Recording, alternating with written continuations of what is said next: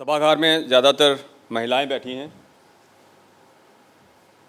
Honourable commissioner ma'am, इस मंच से हम आभार प्रकट करना चाहते हैं अपने हरमन प्यारे प्रधानमंत्री श्री नरेंद्र मोदी जी का, जिनके अथाह प्रयासों से महिलाओं को सशक्त करता हुआ महिला आरक्षण विधेयक 2023 अथवा नारी शक्ति वंदन अधिनियम 2023 पारित किया गया है।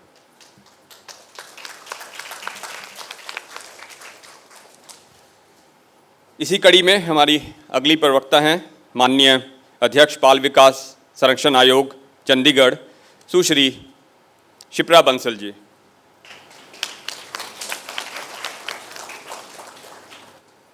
आपने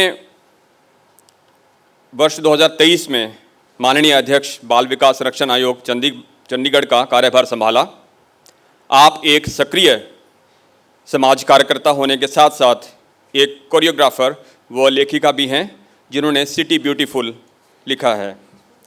आप एक सुसामाजिक महिला हैं जो एक अति सक्रिय सामाजिक कार्यकर्ता हैं, जो महिलाओं, किशोरियों तथा बुजुर्गों से जुड़े सामाजिक मुद्दों पर दिन प्रतिदिन कार्यक्रमों का आयोजन करती रहती हैं। आपने सुविधा वंचित लड़कियों को कला एवं संस्कृति से जुड़े हुए अनेक कार्यक्रम किए हैं। आप ऐसी लड़कियों को लोक नृत्य की विभिन्न शैलियों पर मुफ्त शिक्षा देती हैं व उन्हें चंडीगढ़ प्रशासन व म्यूनिसिपल कॉरपोरेशन के मंचों पर कला दिखाने के लिए अवसर प्रदान करती हैं। आपको समय समय पर सामाजिक कृतियों से जुड़े मुद्दों पर विचार रखने हेतु आमंत्रित किया जाता रहा है, जिसके लिए आपको विभिन्न संगठनों द्वारा पुरस्कृत भी किया गया है। आप एक मित्र नामक मंच की फाउंडर मेंबर हैं, जहां बिना किसी भय के व बिना अपनी पहचान बताए किशोरियां अपने मन की बात कह सकती हैं।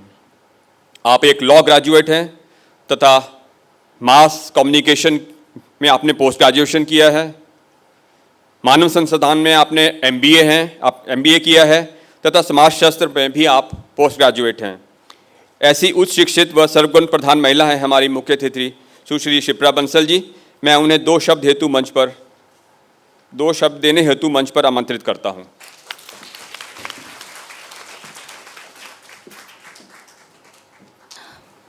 बाल भवन के इस प्रांगण में मंच पर आसीन हमारे साथी CJM मैम, हमारे पुलिस साथी गीतांजलि जी और नर सेवा नारायण सेवा को सिद्धांत करती हुई औरों मीर की संस्था के फाउंडर श्री सुनील जी, अमित जी और अन्य जो यहाँ पे प्यारे बच्चे बैठे हैं, मैं सभी का सादर नमस्कार करती हूँ, अभिनंदन करती हूँ और धन्यवाद करती हूँ कि आज आप सभी के समक्ष ऐसे एक विषय पर बोलने का मुझे मौका दिया गया है कि जिसे हम ये माने कि शायद कहीं ना कहीं जाने अनजाने हर उस कुरीति से ग्रस्त रह चुका है। हम कभी बोलते हैं और कभी नहीं बोल पाते हैं, पर ये हम अपने जहन में अच्छे से जानते हैं कि हम उन कुरीतियों से रह चुके हैं। सबसे पहले अगर मैं घरेलू हिंसा की बात करूं तो कलेर मैम ने बहुत अच्छे से, क्योंकि वो एक जज भी हैं, तो उनसे भली भांति इस विषय को कोई नहीं समझा सकता था। मेरा ये मानना है कि मैं एक सामाजिक उसके नाते मैं आपसे बात करूं तो महिला एक वो है जो एक सृष्टि रचिता करती है। भगवान के बाद अगर किसी को ये पावर मिली है तो एक महिला को मिली है।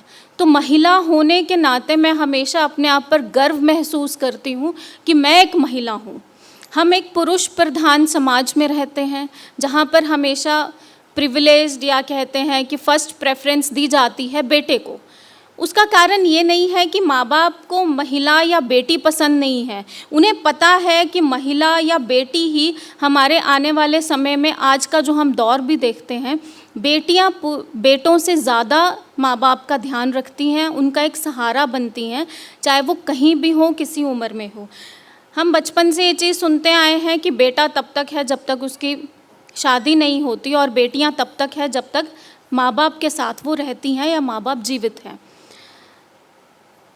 अगर मैं इसको जोड़ते हुए बात करूं, आज के समीकरण की, या हम कंटेम्प्रेरी सोसाइटी की बात करें, या हम जो हमारी भारतवर्ष की माइथोलॉजी रही है, आपने देखा होगा कि पहले जो महिला थी, चाहे हम सीता की बात करें, द्रौपदी की बात करें, या हम झांसी रानी की बात करें, या किसी की भी बात करें, हम राज कौर जी की बात करें, अनेकों ऐसी महिलाएं हैं, हमारी वीरांगनाएं हैं, उनमें हर चीज़ की कला होती थी, वो हर कला में निपुण होती थी, चाहे वो सामाजिक है, चाहे वो शास्त्रीय है, चाहे वो शस्त्रीय है, चाहे वो राजनीतिक है। उसका कारण ये था कि पहले हमारा समाज ऐसा नहीं था, हमारा भारतवर्ष बिल्कुल भी ऐसा नहीं था कि वो सिर्फ जी पुरुष प्रधान हो, महिलाएं हर चीज़ में भागीदारी होती थी। चाहे अगर राजकीय कोई उनके डिसीजंस होते थे तो उसमें महिला भी प्रॉपर भागीदारी होती थी। ये हमारे भारतवर्ष का एक दुर्भाग्य रहा है कि हमारे ऊपर इतनी सारी इन्वेजन्स हुई हैं, हमारे ऊपर इतने लोगों ने राज किया, उसके करते हमारी महिलाओं को सुरक्षा रखने के चलते वो कब जाने अनजाने वो कुरीतियों में बदल गई, वो हमें खुद भी नहीं पता चला। हमारे इतने पायनियर्स हुए हैं, राजा राम मोहन जी राय हैं या बाल गंगाधर तिलक जी, बहुत सारे हुए हैं जिन्होंने इन कुरीतियों के बारे में बात की है। पहले कहाँ बाल विवाह पहले भी होते थे, पर पहले क्या होता था, जिसे हम पंजाब में हमारे कहा जाता है कि जी मुकलावा हो गया पर वो बाचो लेके जाएंगे जदों कुड़ी बड़ी हो जाएगी। पर उस चीज़ को, बाल विवाह को एक चलन बना लिया गया।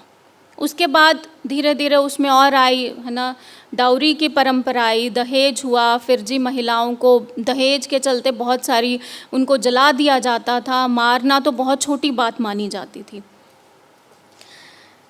मैम ने एक बात कही, अब अगर मैं अपने कार्य क्षेत्र में आऊँ, पर उससे पहले मैं एक आपके ध्यान में लेके आना चाहती हूँ कि जब कोरोना आया, हम लोग किसी को नहीं पता था, महामारी आई, 100 साल बाद ऐसा पेंडेमिक आया था, विश्व भर में आया, हम लोग अपने घरों में रहे। फर्स्ट कोविड की जो फेज़ थी उसमें शायद परिवार एक इकट्ठे बन के रहे कि उन्हें लगता था कि हमने पहले कभी अपने परिवार को समय नहीं दिया। पर धीरे धीरे क्या हो गया कि वो एक फ्रस्ट्रेशन लेवल आती गई। आप ये मान के चलिएगा कि जितना कोरोना काल के, चाहे वो पहला फेज़ हो, चाहे दूसरा फेज़ हो या तीसरा फेज़ रहा हो, जितने घरेलू हिंसक के मामले सामने आए हैं वो आज तक कभी भी नहीं आए। और वो सबसे ज़्यादा कहाँ पे हुए, हम सोचते हैं कि विलेजेस या रूरल एरियाज़ में नहीं। जो मैं ये मानती हूँ कि जो आजकल के हमारे जो विलेज के लोग हैं वो फिर इकट्ठा होके और एक संयुक्त परिवार के नाते अपना कार्य करना अच्छे से जानते हैं। पर ये जितने ज़्यादा केसेस आए थे वो सारे हमारे अर्बन सिटी से या अर्बन फैमिलीज से आए थे। उनका क्या था कि वो फ्रस्ट्रेशन लेवल बढ़ा या जो भी हुआ, तो उसमें हमारे पास मारपीट के बहुत केस सामने आए हैं, आप इसे देख भी सकते हैं। दूसरा, अगर मैं अपने कार्यभार की बात करूं, जिस कार्य क्षेत्र में अभी मैं काम कर रही हूं, commission for protection of child rights. Commission for protection child rights से पहले मैं आपसे पूछना चाहूँगी, आप में से कोई भी बताएगा कि इससे आप क्या समझते हैं, लेमैन की लैंग्वेज में अगर हम बात करें, कोई भी?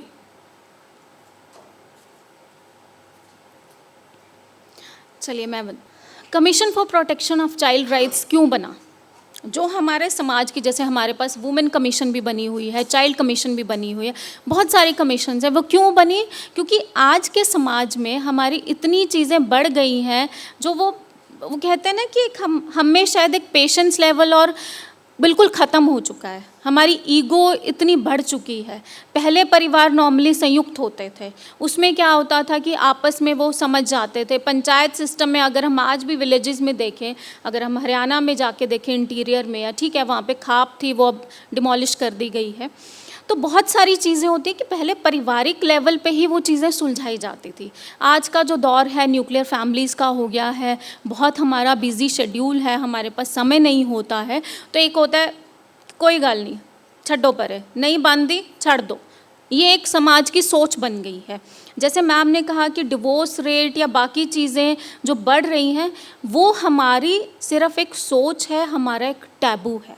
हम ये मानते हैं कि डिवोर्स हो गया तो जी पता नहीं क्या हो गया। एक तरफ तो देखिए हम हर सारी वो पश्चिमी सभ्यताएं अपना रहे हैं, हम अपनाते हैं, हमारा खान पान बदल गया है, हमारा रहन सहन बदल गया है, हमारा पहरावा तक बदल गया है, पर पश्चिमी सभ्यता ही से ही ये चीज़ें आई हैं। चाहे वो हम डिवोर्स की बात करें, चाहे हम सिंगल पेरेंट की बात करें, चाहे हम जो वहाँ पे एक चलन है कि जी बच्चे 15 साल के हुए तो छोड़ दो, इंडिपेंडेंट बना दो उन्हें, तो ये हमारी भारत की संस्कृति नहीं थी, पर आज हम उसे अपना रहे हैं। अगर हम पश्चिमी को अपना रहे हैं तो हमें डिवोर्स को या बाकी सारी चीज़ों को अपनाने में क्यों इतनी आपत्ति होती है? तब हम क्यों सारे ब्लेम लगाना शुरू कर देते हैं एक महिला पे? कि जी आपकी गलती होगी। मुझे ध्यान में आया कि शायद ये समस्त जो बैठी हैं सीनियर लेडीज़ यहाँ पे जब हम लोग अपने स्कूल या कॉलेज में जाते थे तो अगर किसी लड़के ने हम पे कमेंट कर दिया या हमें कुछ कह दिया, हम लोग अपने माँ बाप को नहीं बता पाते थे। कारण क्योंकि ये बोला जाता था तूने ही कुछ किया होगा, तेरी ही गलती होगी। होता है कि नहीं ऐसा? नॉर्मली जो एक मतलब शायद आपको ये मेरा शब्द अजीब लगे, लिफ्ट देंदियाँ ने जी कुड़ियाँ। तो ये जो मानसिकता है ये हमारी बदलनी बहुत ज़रूरी है। मैं मानती हूँ कि मैं बहुत ही सौभाग्यशाली हूँ कि मैं ऐसे परिवार में हूँ, मेरे ऐसे पेरेंट्स हैं कि जिन्होंने हमें साथ साथ इस सोच को भी बदला है और हमें भी इस लायक बनाया कि आज हम आप सबके सामने समक्ष होकर इस बारे में खुलकर बात कर सकते हैं, चाहे वो कोई भी बात हो। अब अगर हम चाइल्ड राइट्स पे आते हैं, जैसे मैम ने कहा कि अगर जब घरेलू हिंसक होती है फिर वो आगे कोर्ट तक जाते हैं, केस चलता है, उसमें सबसे ज़्यादा जो इफ़ेक्टिव होता है वो होता है बच्चा। हमारे पास ऐसे बहुत केसेस आते हैं कि जिनमें उनकी आपस की हस्बैंड वाइफ की प्रॉब्लम की वजह से बच्चे पे इतना ज़्यादा इम्पैक्ट हो गया है, या तो वो हाइपर एग्रेसिव हो गया है, या वो हाइपर सेंसिटिव हो गया है, या वो साइकोलॉजिकली इम्बैलेंस उसके हो गया है कि जिसकी वजह से वो अपनी रोज़मर्रा की चीज़ों को नहीं कर पा रहा है। तो शायद जाने ना अनजाने हम ये चीज़ें भूल जाते हैं कि हमारे बच्चों पे क्या फ़र्क पड़ेगा। बच्चा वो है जो आने वाला हमारा भविष्य है। वो ऐसे फूल हैं कि जिनको ऐसा घड़ा है जिसको आप जिस हिसाब से जिस ढांचे में ढाल दोगे वो उस ढांचे में ढल जाएगा। अब जैसे मैम ने बताया राइट टू एजुकेशन आता है, हमारे कमीशन में एक सबसे पहले आता है पॉक्सो। पॉक्सो होता है protection of children against sexual offences, जो आया था 2012 में। पॉक्सो को क्यों लाना पड़ा, पहले मैं पॉक्सो की डिटेल में जाती हूँ। पॉक्सो देखिए क्या होता है, हम जब छोटे थे, शायद मैं किसी से भी पूछूं अगर इंडिविजुअली तो शायद वो अपना कोई ना कोई ऐसा वाक़या बचपन का ज़रूर बताएंगे। हमें नहीं पता होता, हम बच्चे हैं, हमें कोई किस भाव से हमें हाथ लगा रहा है। हमारी माँ है, हमारी माँ का स्पर्श हमें पता चलता है कि वो आत्मीयता का है, वो एक वार्मथ का है, वो एक लव का है, वो एक अफेक्शन का है। हमारे पिता हमें छूते हैं, वो भी हमें पता लगे। पर अगर कोई और व्यक्ति, कोई बाहरला व्यक्ति हमें किसी और इंटेंशन से छूता है तो वो हमें कितना अजीब लगता है। पर हमें तब ये नहीं समझ आता, 2 साल का बच्चा या 3 साल के बच्चे को क्या पता कि मुझे क्या बताना है, मुझे कैसे समझाना है। मतलब ये बहुत ही दुखद है। हमारे पास ऐसे जो हमारे होम्स बने हुए हैं, जो महिलाओं का हमारा होम्स है, छोटी बच्चियों का आशियाना 15 में, हमारे पास वहाँ पर मैम ऐसे केसेस हैं पॉक्सो के जिनको खुद उनके फादर ने प्रताड़ित किया है या एक को किसी के ब्रदर ने किया है। तो आप ये सोचिए कि हमारा समाज किस तरफ जा रहा है। हमारे पास वो बच्चे हैं पॉक्सो के अंडर जो रनअवे हैं, जो अबेंडेंड हैं, जो सरेंडर्ड हैं, ऑर्फन्ड हैं। रात रात को छोटे छोटे 6-6 महीने के, साल के बच्चे को हमारे ऑफिस के गेट के बाहर छोड़ जाते हैं कि ये होम खुद संभालेगा। तो आप ये सोचिए कि हमारे पास ऐसे बच्चे हैं और हमें उन बच्चों को मेन स्ट्रीम में लेके आना है, उनका ध्यान रखना है। उन्हें जो हमारा बाहरली एक प्रेशर है, वर्ल्डली एक प्रेशर जिसको हम शायद परिवार में रहकर भली भांति झेल पाते हैं, वो बच्चे वो नहीं झेल पाएंगे। इसीलिए हमारे सबके प्रयास रहते हैं। DLSA, SLSA ऑलरेडी हमारे साथ एसोसिएटेड हैं बहुत पिछले काफ़ी सालों से। तो हमारे प्रयास रहते हैं कि वो बच्चे अपने आप को मेंटली इतना स्ट्रांग बना लें, क्योंकि उनके पास कोई भी ऐसा व्यक्ति नहीं है, ना कोई परिवार है जिनसे वो अपनी बात कर सके। ट्रॉमेटिक हैं वो बच्चे, पर उनमें हुनर बेशुमार है, शायद वो हम सोच भी नहीं सकते, उनमें वो हुनर है। तो डोमेस्टिक वायलेंस और कहीं ना कहीं चाइल्ड राइट हमेशा रिलेटेड रहते हैं और ये हमेशा रिलेटेड रहेंगे, क्योंकि माँ ने एक बच्चे को जन्म दिया है, तो अगर माँ कुछ सह रही है तो बच्चा वो पहले सहेगा। तो इन चीज़ों का हमें बहुत ध्यान रखना पड़ता है। 2021 की अगर मैं बात करूँ तो हमारे पास 1,34,383 केस आए थे पॉक्सो के, और ये बहुत बड़ी बात है। एक तरफ हम देखें तो ये चीज़ है कि आजकल के बच्चे वोकल हो गए हैं, पेरेंट्स अवेयर हो गए हैं। अभी हाल ही में आपको शायद ध्यान होगा कि एक केस आया था, मॉफ्ट केस। शायद आप लोगों ने किसी ने पढ़ा हो अखबार में, तो मॉफ्ट बच्चों को लेके एक केस आया था। वो कहीं ना कहीं किससे डील करता है? टेक्नोलॉजी से। टेक्नोलॉजी आपके हाथ में आ जाती है, एआई आपके हाथ में आ जाती है, हमें ये नहीं पता कि हम सोशल मीडिया के कौन से प्लेटफॉर्म्स को इस्तेमाल कर रहे हैं, या उस टेक्नोलॉजी के चलते हम किस ऑफेंस में बढ़ जाएंगे। मतलब वो एक नाबालिग बच्चा है, बहुत छोटा बच्चा है, उसे नहीं पता था कि मैं क्या कर रहा हूँ, मैंने क्यों किया है। उसे ये भी नहीं पता था कि वो कल को एक पॉक्सो के तहत वो एक ऑफेंस बन जाएगा और उसको बेचारे को जुवेनाइल में डाल दिया जाएगा। तो आज जो, और उसके लिए मैं कहूँगी कि एक बहुत बड़ा वो रहा है कि कोरोना ने हमारे हाथों में जो हम बच्चों से दूर रखते थे गैजेट्स, हमारे मोबाइल्स, वो हमने खुद उनके हाथों में थमा दिए हैं। हमारे पास ऑप्शन नहीं थी। तो जो ये मैं बात इसलिए कर रही हूँ क्योंकि मैंने जुलाई में ज्वाइन किया था, तो पिछले 1 महीने में हमारे सामने बहुत सारे साइबर सिक्योरिटी को लेके केसेस आ रहे हैं जिससे ज़्यादा इम्पैक्ट हो रहे हैं बच्चों को नहीं पता है। हम अपने बच्चों को मोबाइल दे देते हैं, पर हम कभी कभी ये भूल जाते हैं कि वो बच्चा क्या देख रहा है। जब वो बच्चा 7th या 8th स्टैंडर्ड में पहुंचता है, हम सोचते हैं कि वो बाहर सीनियर्स के साथ प्ले कर रहा है, कोई बात नहीं, पर हम ये भूल जाते हैं कि वो कहीं ऐसा तो नहीं है कि वो आर्टिफिशियल इंटेलिजेंस के धक्के चढ़ रहा है। उसके चलते वो बच्चा देखता है और वो फिल्टर्स के चलते चलते चलते वो ऐसा कुछ हो जाता है कि उन्हें भी आभास नहीं होता और पेरेंट्स को तो पता ही नहीं होता है कि कब उस बच्चे ने जाने अनजाने ऑफेंस कर दिया। हमारे पास रोज़मर्रा पे ऐसी मेल्स आती हैं, किसी ने कुछ गलत कमेंट कर दिया, किसी ने कुछ गलत फ़ोटो भेज दी। तो इन चीज़ों को हमारा बहुत फ़र्ज़ बनता है। चंडीगढ़ पुलिस ने बहुत ही सराहनीय कार्य किया था इस केस में, पर अब वो हम एक together we are working on it. हमारी तरफ से, कमीशन की तरफ से एक एडवाइजरी भी जारी हुई है कि जिसमें साइबर सिक्योरिटी और साइबर सेफ्टी को लेकर बहुत ज़्यादा सुचारू ढंग से अवेयरनेस कैंप्स और ये सब चलाया जाएगा। पर मैं आपकी जानकारी के लिए बता देती हूँ कि साइबर सिक्योरिटी को लेके अगर आपको कुछ भी लगता है तो उसमें एक आता है 1930 जो हमारा हेल्पलाइन नंबर है। प्लीज़ वो आप सबको पता होना चाहिए, 1930, ताकि कुछ भी गलत आपको लगे, कुछ भी ऑफेंसिव आपको लगे कि आपके मोबाइल पर आया है, तो आपने उस घटना को बताना है।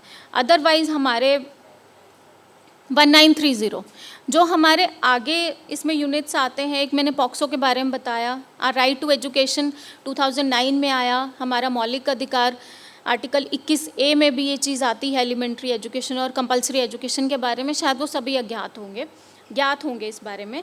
दूसरा हमारे पास आता है juvenile justice act. Juvenile justice act आया 2012 में। आप ये जानते हैं निर्भया कांड हुआ 2013 में। उसके बाद जुवेनाइल को लाने की बात बनी। उसके पहले क्या होता था 18 साल 21 साल, पर अब 16 साल तक की भी हम माने जाते हैं। जुवेनाइल बोर्ड क्या करता है, वो छोटे बच्चों के केसेस लड़ते हैं। पर इसमें मैं एक, हमारे पुलिस साथीगण भी यहाँ पे बैठे हैं, मैं रिसेंट भी एक चीज़ सामने आई है। जो पॉक्सो एक्ट के तहत अगर हम बात करें, सेक्शन 13 में ये बात कही गई है कि जो क्राइम बच्चे ने किया, सपोज बच्चे को नहीं पता, जिस बच्चे को रोटी नहीं मिल रही है, वो उसने चोरी कर ली, वो थेफ्ट हो गया, उसको पॉक्सो के अंडर गिना जाता है। पर ये कहीं ना कहीं बहुत ही फील होता है हमें कि पॉक्सो में सिर्फ वो उन पे क्राइम्स पे, जिसको मैं बच्चों के लिए कभी भी मैं क्रिमिनल वर्ड यूज़ नहीं करती हूँ, कि उस क्राइम को हीनियस क्राइम जब तक हो, हीनियस क्राइम जैसे निर्भया कांड हुआ था या किसी ने कोई जाने अनजाने मर्डर कर दिया हो, वो हीनियस क्राइम आते हैं तभी एफआईआर होगी, नहीं तो। पर हमारे पास ये अफसोस की बात है कि पिटी ऑफेंसेस में भी हमारे यहाँ पे एफआईआर होती है, और चंडीगढ़ हम एक ऐसे शहर में बैठे हैं, यहाँ भी होती है। तो इन चीज़ों का भी हमें बहुत पता होना चाहिए। आप लोग अपने अपने अलग क्षेत्र में होंगे, बहुत सारे एजुकेशन के क्षेत्र में होंगे, तो जुवेनाइल बोर्ड हमारा अलग से बना हुआ है, जुवेनाइल होम हमारा 25 में है। पर मैं आपको बताऊं, वहाँ पे जो बच्चे आते हैं वो इतने टैलेंटेड हैं कि ग्रेफिटी, जो शायद नॉर्मली बहुत एक हाईटेक आर्ट है, ग्रेफिटी वो बच्चे ऐसे बना देते हैं। तो हमारी यही कोशिश रहती है कि उन बच्चों से अगर जाने अनजाने कोई गलती हो गई है, एक सभी से मैं अनुरोध करूंगी कि हमारे जब क्लास में बच्चे होते हैं तो किसी साथीगण ने सपोज कुछ चोरी कर लिया, मैं ये मानती हूँ कि बचपन में जाने अनजाने हमने चोरी जिसको हम बोलें, चाहे कुछ भी बोलें, कि हमने कुछ ना कुछ चीज़ उठाई होगी, मैंने की है, मैं उस चीज़ को एक्सेप्ट करती हूँ। तो इसका मतलब तो ये नहीं ना कि मैं क्रिमिनल हो गई या मैं समाज में बाकी बच्चों के साथ बैठने उठने बैठने लायक नहीं रही, ऐसा नहीं है। तो इस सोच को हमें बदलना है। आज हम इस मंच के माध्यम से आपसे सिर्फ ये बात करना चाहते हैं, आप लोग हमारे से ज़्यादा इस बारे में आपको नॉलेज होगी, पर वो कहते हैं ना कि जितना आप बोलेंगे जिस बात को, वो उतनी हमारी जहन में बैठेगी, उतना हम उस बारे में अवेयर होंगे। ये हम आज चाहे डोमेस्टिक वायलेंस की बात करें, चाहे बच्चों के अधिकार की बात करें, पॉक्सो है या छोटे छोटे ऑफेंसेस हैं, हम आपसे क्यों बात कर रहे हैं? ताकि हम इन चीज़ों को अपने जहन में रखें और आने वाला जो हमारा भविष्य है, जो हमारे बच्चे हैं, उन पे इस चीज़ का कम इम्पैक्ट हो। तो मुझे लगता है कि ये छोटी छोटी चीज़ें हैं जो हम काम करते हैं। हमारी कमीशन में भी हम लोग ने ये रखा हुआ है कि बच्चे हमें जब मर्जी, उसमें वो पूरा कॉन्फिडेंशियल होता है, तो वो हमसे बात कर सकते हैं। कमीशन एक मॉनिटरिंग बॉडी है, एक सीनियर अथॉरिटी है। इसके अंडर अगर हम बात करें तो चाइल्ड वेलफेयर कमेटी आती है, जहाँ पे पॉक्सो के या हमारे रनअवे के जो भी बच्चे आते हैं वो वहाँ पर उनके केसेस दर्ज किए जाते हैं। फिर एक DCPU है, district child care protection unit है, जिसको सीधा वार्ता DC सर देखते हैं। बहुत सारी चीज़ें हैं जो हमारे यहाँ पे काम की जाती है। हमारी हेल्पलाइन है 181 है, 1930 मैंने आपको बता दी। तो ऐसी छोटी छोटी चीज़ें हमें इसलिए पता होनी चाहिए कि खुदा ना खास्ता हमारे आसपास या कहीं पे भी कुछ ऐसा हो तो हमें पता होना चाहिए कि हमें कहाँ पे बात करनी है। पुलिस स्टेशन सबसे पहले हो गया, हमारी लॉ है, हमारा जो जुडिशरी काम करती है, फिर छोटे छोटे ऐसे यूनिट्स और ऐसी कमीशंस बनाई गई हैं जिनके माध्यम से आप अपनी बात रख सकते हैं। मैं सिर्फ एक यही बात के साथ अपने वाणी को विराम दूंगी कि बच्चा एक वो है कि जिसको मानसिक, उसका फिज़िकल, उसका इमोशनल हर तौर से ध्यान देना हमारा फ़र्ज़ बनता है। माँ बाप के बाद स्कूल एक ऐसा दायित्व रोल प्ले करता है कि जो सबसे ज़्यादा बच्चा जहाँ पे समय व्यतीत करता है। तो हमें ये भी ध्यान रखना है कि स्कूल अपनी कितनी रिस्पॉन्सिबिलिटी बढ़ा रहा है और हम कितना कर पा रहे हैं। तो इन्हीं शब्दों के साथ मैं आज यही उम्मीद करती हूँ कि इस वर्कशॉप के माध्यम से आप सभी को कुछ हम बताने योग्य रहे। आपको कुछ अच्छा लगा हो तो ज़रूर हमसे भी बात करिए, आपको कुछ क्वेरी हो हमसे पूछिए, और आप अपना और ख़ुद का और समाज का और अपने बच्चों का ध्यान रखिए। जय हिंद, जय भारत।